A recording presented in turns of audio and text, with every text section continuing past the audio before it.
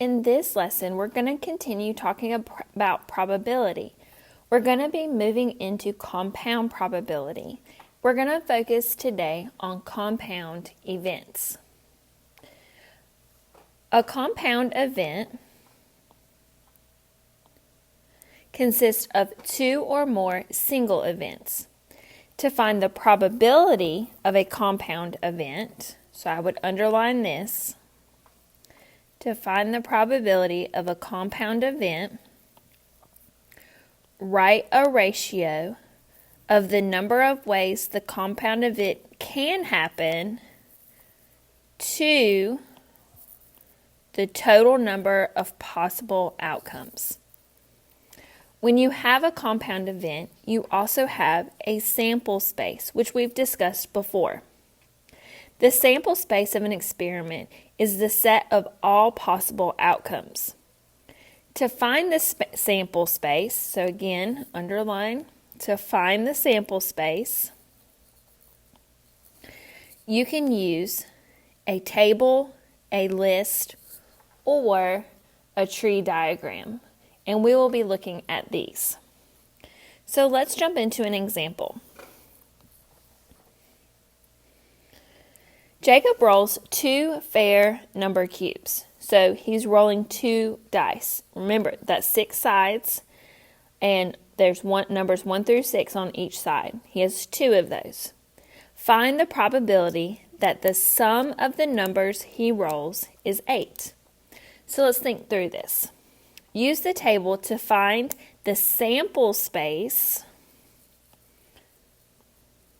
for rolling a particular sum on the 2 number cubes. Each cell is the sum of the first number in that row and column. So remember, sum is to add together. So if we were to complete this table, 1 plus 1 is 2. Oops.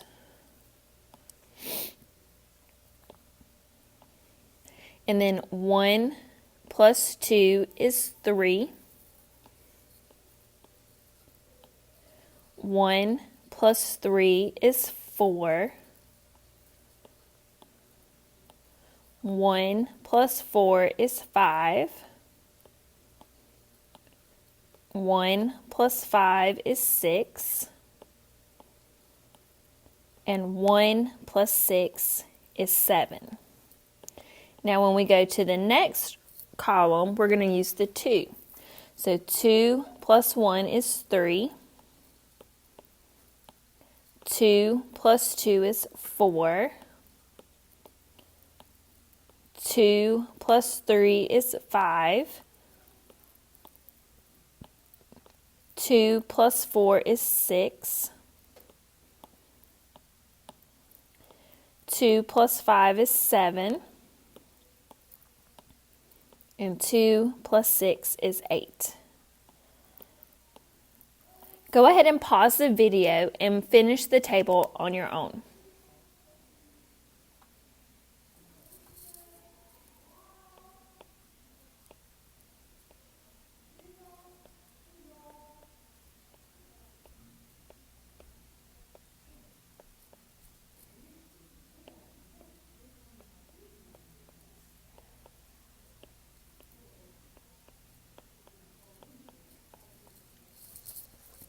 B. How many possible outcomes are in the sample space?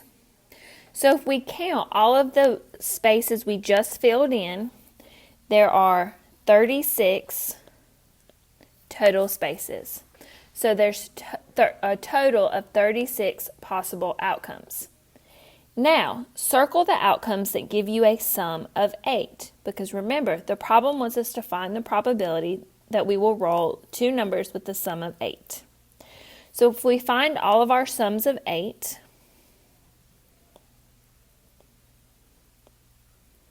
that's where we have an 8 in the table, we can then answer D. How many ways are there to roll a sum of 8? We've highlighted 5 ways. What is the probability of rolling a sum of 8? So remember, to write this probability from above, Write the ratio of the number of ways the compound event can happen to the total number of possible outcomes. So it can happen 5 out of 36 times. Make sure that your fraction or your ratio is simplified.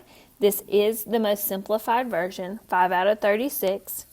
And make sure that you can write that as a percent and a decimal. Remember, to write that as a decimal, you simply divide your numerator divided by your denominator. And you get 0.138 repeated.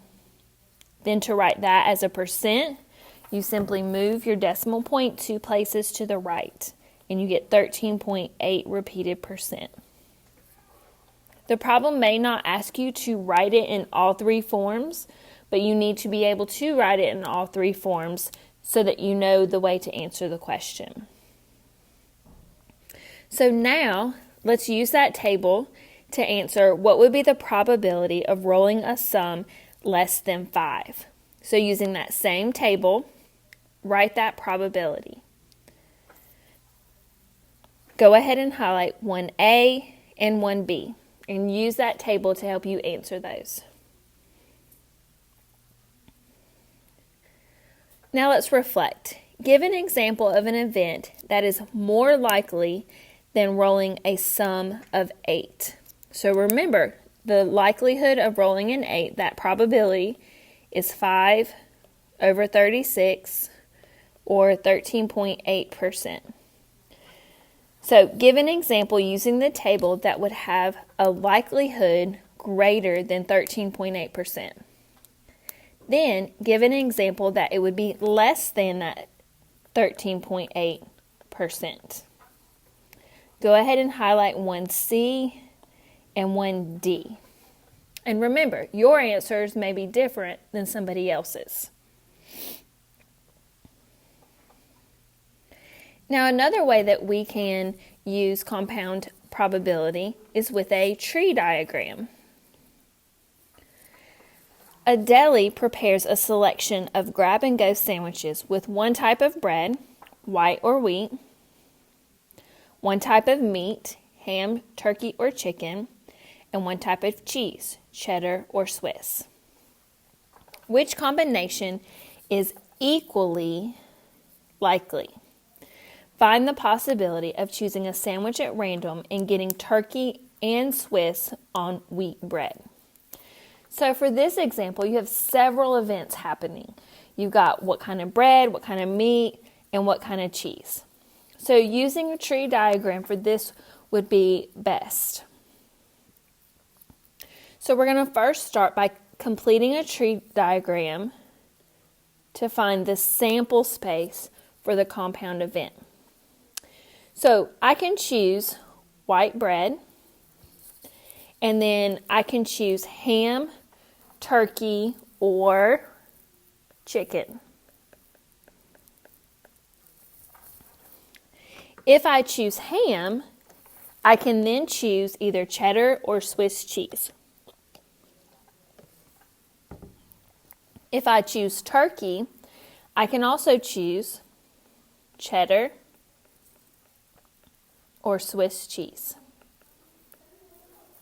If I choose chicken as my meat, I can still also choose cheddar or Swiss cheese. But I can also choose wheat bread. And if I choose wheat bread, I can still choose ham, turkey, or chicken. Whether I choose ham, turkey, or chicken, my choices for cheese are also the same, cheddar and Swiss for each option.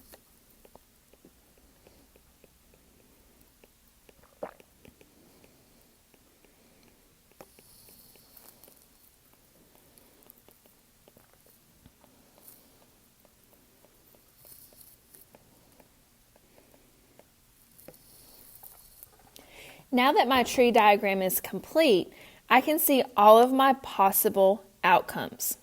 I can choose white with ham and cheddar, white with ham and Swiss, white with turkey and cheddar, white with turkey and Swiss, and so on.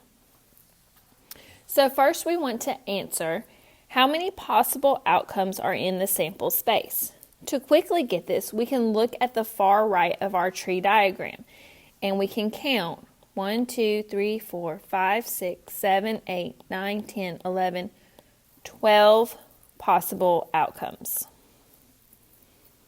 Of those 12, what is the probability of choosing turkey and Swiss on wheat? So on wheat, turkey and Swiss is 1 out of the 12 times. Now let's reflect on that. How can you find the probability of choosing a sandwich at random that is on wheat bread? So focusing on your tree diagram on just the wheat bread part, describe how you would find that probability of any sandwich on wheat bread. Describe that in your own words. And go ahead and highlight 2A. 2B. How can you find the probability of choosing a sandwich at random that does not have ham? So again, using that tree diagram, focusing on the sandwiches that don't have ham, describe how you would find that probability. Go ahead and highlight 2B. And remember, these answers may vary, but the total concept should be the same. Lastly, let's look at a list. When a person opens a new account at Joe's Bank, he or she is randomly assigned a temporary PIN.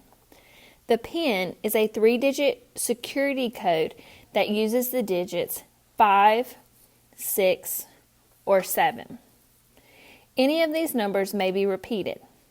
Find the probability that Joe's temporary PIN is 777. So for this example, it would be easiest to use a list. So let's start making our list. A. First, list all the pins that start with 5 and have 5 as the second digit. So I can make my list and I could have a code of 5, 5, 5. I could have a code of 5, 5, 6. And I could have a code of 5, 5, 7. Well, then I could have a code of 5, 5, 5, 6, 6, 6, and 7, 7, 7.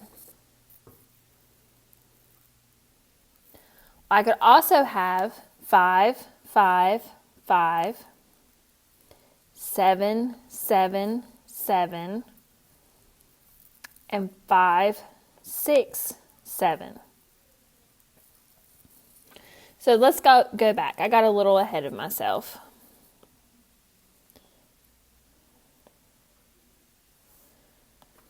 So A says to first list all the pins that start with 5 and have 5 as the second digit. So we're going to do that here. So we could have 5, 5, 5, 5, 5.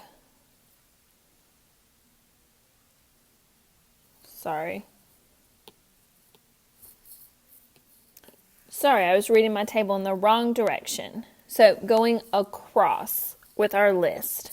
So A, the first digit with 5 and the second digit as 5. So we have 5, 5, 5, 5, 5, 6, and 5, 5, 7. So making our list going across. Next, for B, list the pins that start with 5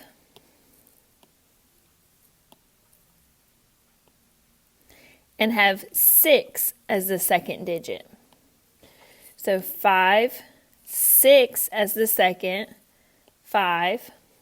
5 is the first, 6 is the second, 6. 5 is the first, 6 is the second, 7. And then for C, list the pins that start with 5 and have 7 as the second digit.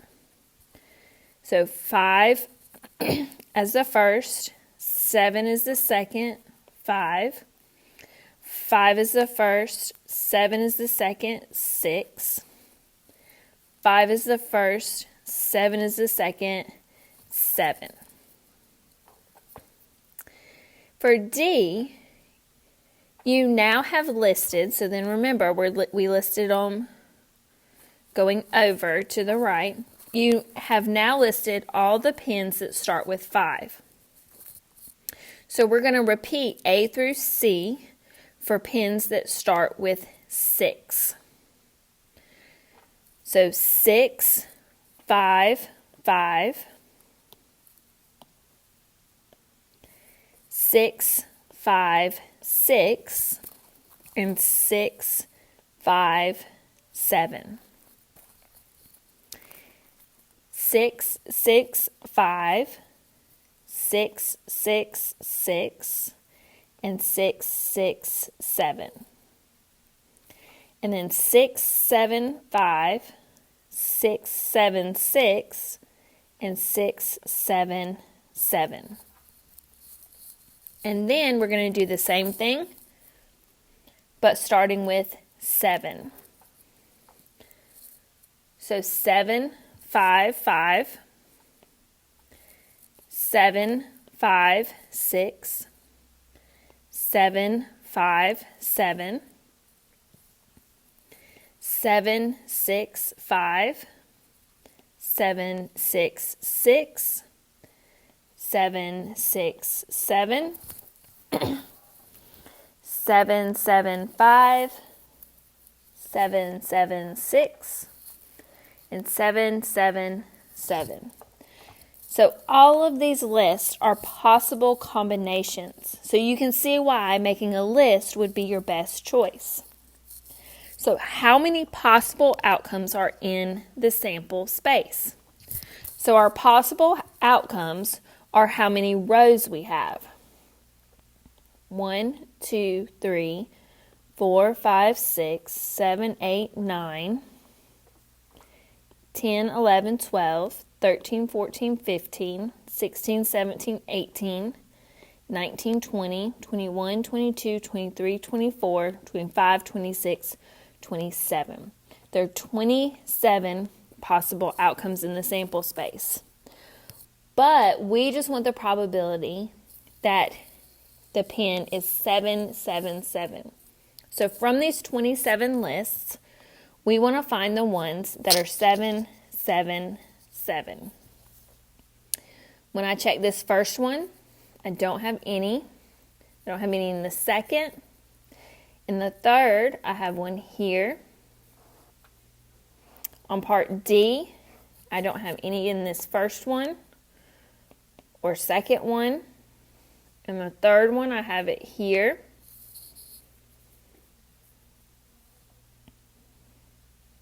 I'm sorry, I did it again. I'm going down instead of across, even though I put me a reminder arrow.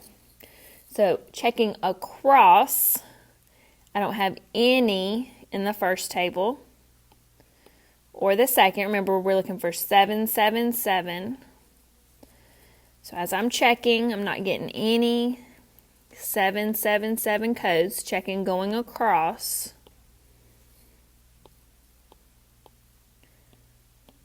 And finally, our last code is the only possibility of having a 777.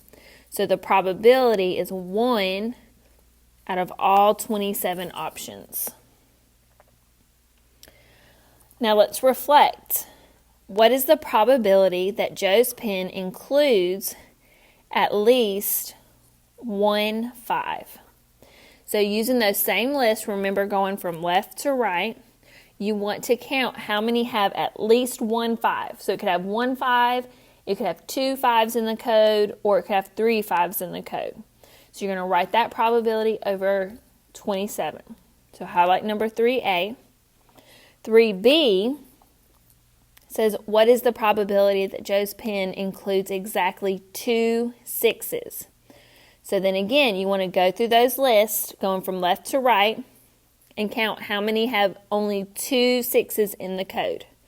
And then remember, you're writing that probability over 27, and remember to simplify if you need to. So go ahead and highlight 3B.